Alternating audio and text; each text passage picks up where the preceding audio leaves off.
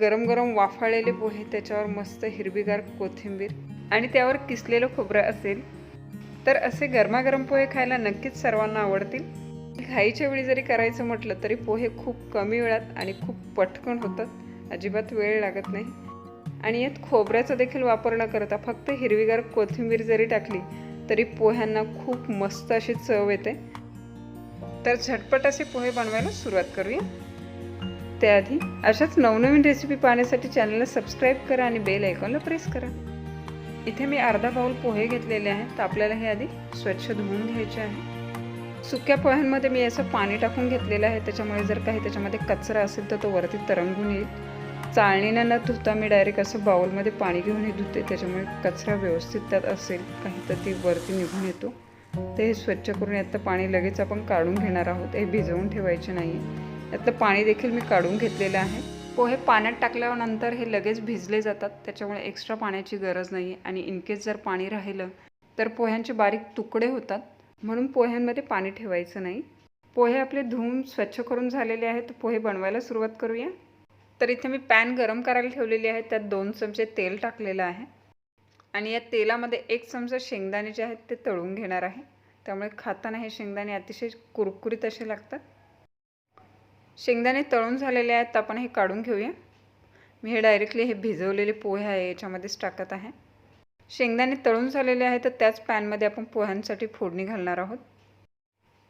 तर फोडणीमध्ये टाकत आहोत आपण 1 चमचा जिरं, 1 चमचा मोहरी. दोन्ही छान तडतडले की याच्यामध्ये टाकणार आहोत उभ्या कापून घेतलेल्या हिरव्या मिरच्या. मिरच्या उभ्या कापल्यामुळे काय होतं, जर आपल्याला हे खाताना काढून टाकायचे असेल तर ते इझी पडतात, म्हणून मोठे तुकडे करून घेतलेले आहे. त्यानंतर 7 ते 8 हिरवी कढीपत्त्याची पानं. फोडणी छान बसली की मस्त असा सुगंध यायला सुरुवात होते. त्यानंतर टाकणार आहोत अर्धा बाउल कापलेला कांदा. साधारणतः मीडियम साईजचे 3 कांदे मी इथं घेतलेले आहे. कांदा पोहे आहेत तर कांद्याचं प्रमाण थोडंसं जास्तच असायला हवं. तर हे आपण छान परतवून घेऊया. गॅस मी इथं मीडियम फ्लेमवर ठेवलेला आहे, त्यामुळे कांदा जो आहे तो छान परतला जातो. कांदा आपल्याला खूप गोल्डन कलर येतपर्यंत वगैरे परतून घ्यायचा नाही आहे, सॉफ्ट होतपर्यंत आपल्याला परतून घ्यायचं आहे. 3 मिनिटं कांदा परतून घेतल्याच्यानंतर सॉफ्ट झालेला आहे, तर त्यात टाकत आहे पाव चमचा हळद, चवीपुरतं मीठ. हळद आणि मीठ दोन्ही मिक्स करून घेऊया. त्यानंतर टाकणार आहोत थोडीशी साखर आणि 1 चमचा लिंबाचा रस. लिंबू आणि साखर यामुळे काय होतं, पोह्यांची टेस्ट जी आहे मस्त आंबट गोड तिखट असं खाताना कॉम्बिनेशन लागतं. पोहे आणि लिंबू इथे जर तुम्हाला स्किप करायचं असेल तर तुम्ही नक्की स्किप करू शकता, किंवा सगळ्यात शेवटी पोहे झाल्याच्या नंतर ज्यावेळी आपण खातो त्यावेळी देखील आपण लिंबाचा रस वरून फोड पिळून घेऊ शकतो. कांदा चांगला मऊ परतून झालेला आहे, तर आता याच्यामध्ये टाकणार आहोत आपण भिजवून घेतलेले पोहे. इथे पाहू शकता हे किती छान भिजलेले आहे, तुकडे पडलेले नाही त्या पोह्यांचे. पोहे अलगद चमच्याने असे पसरवून घ्यायचे आहे आणि पसरवून घेतल्याच्या नंतर एक वाफ येतपर्यंत आपण याच्यावर झाकण ठेवणार आहोत. असे लगेचच झाकण ठेवल्यामुळे काय होतं, पोह्यांचा बऱ्याचदा काय होतं एकदम बारीक तुकडे पडतात. तर वाफ लागल्यामुळे काय होतं, पोहे अजिबात तुटत नाही. त्याच्यामुळे मी इथे हे झाकण ठेवून घेत आहे. गॅस मी लो फ्लेमवर ठेवलेला आहे आणि 3 मिनिटानंतर आपण चेक करूया.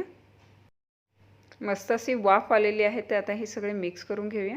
इथे पाहू शकता पोहे जे आहेत अजिबात इथे तुटलेले नाही आहेत, अख्खेच्या अख्खे पोहे आपल्याला इथे दिसत आहेत. वा, पोहे जसं मिक्स करत घेत जाऊ तसा हळदीचा कलर जो आहे तो सगळ्या पोह्यांना लागत आहे. इथे छान पिवळा असा कलर या पोह्यांना आलेला आहे, ते पाहू शकता. खूप छान दिसत आहे. तर हे सगळं मिक्स केल्याच्या नंतर पुन्हा आपण 1 मिनिटासाठी झाकण ठेवणार आहोत. एक वाफ येऊ द्यायची आहे फक्त, आणि आपले गरमागरम पोहे खाण्यासाठी तयार. हे आपण कांदा पोहे फक्त कांद्याचा वापर केलेला आहे. या व्यतिरिक्त तुम्ही भाज्यांचा वापर देखील करू शकता, जसं की बटाटा, वाटाणा, टोमॅटो, गाजर. या व्यतिरिक्त तुमच्या आवडीच्या ज्या भाज्या असेल त्या देखील वापर करू शकता. पण बऱ्याचदा काय होतं, ह्या सगळ्याच भाज्या आपल्या घरामध्ये अवेलेबल असतात असं नाही. त्यामुळे फक्त प्लेन कांद्याचा वापर करून हे प्लेन कांदा पोहे केले तरी ते खायला तितकेच सुंदर लागतात.